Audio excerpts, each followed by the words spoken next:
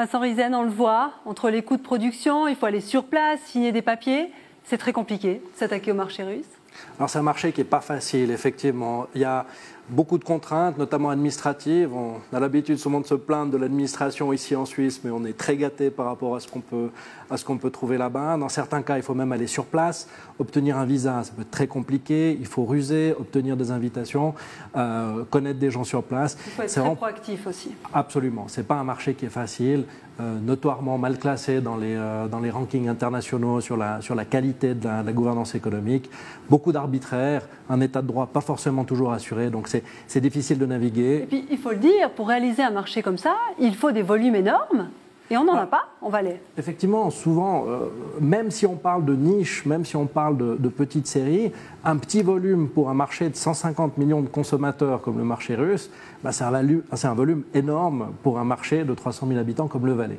Donc là, il y a un décalage et souvent, ces difficultés à amener, ces difficultés logistiques, ça réduit encore un peu plus la compétitivité de produits, si vous parlez de produits agricoles dans le sujet, qui sont déjà un peu plus chers. Il ne faut pas oublier que la Russie est un pays qui, étonnamment, fournit d'excellentes matières premières alimentaires. Du coup, vous comprenez que ce n'est pas une priorité pour notre canton? Alors, la Russie est un partenaire économique important, mais il n'est pas existentiel. Avec des exemples chiffrés? Pour donner un ordre de grandeur, la Russie représente 1,5% des exportations suisses.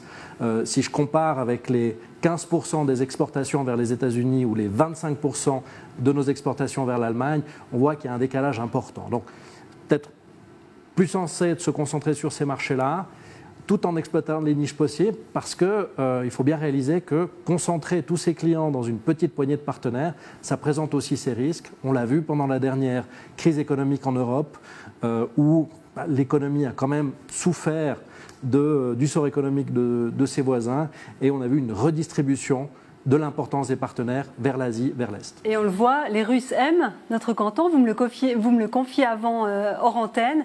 Vous avez vu des Russes dans le week-end dernier, en fait.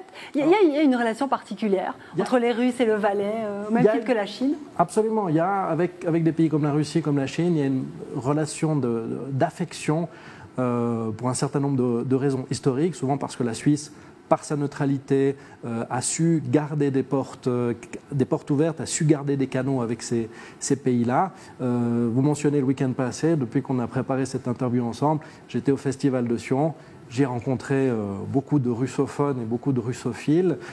J'y ai revu des investisseurs, mais aussi des hommes d'affaires, des intellectuels qui ont une vraie passion pour notre canton. Et c'est typiquement dans ces niches-là qu'il faut continuer à miser, parce que ces gens-là contribuent à notre prospérité, à notre diversité culturelle et aussi à la création d'emplois. Merci Vincent Riesen pour cette interview. Merci à vous.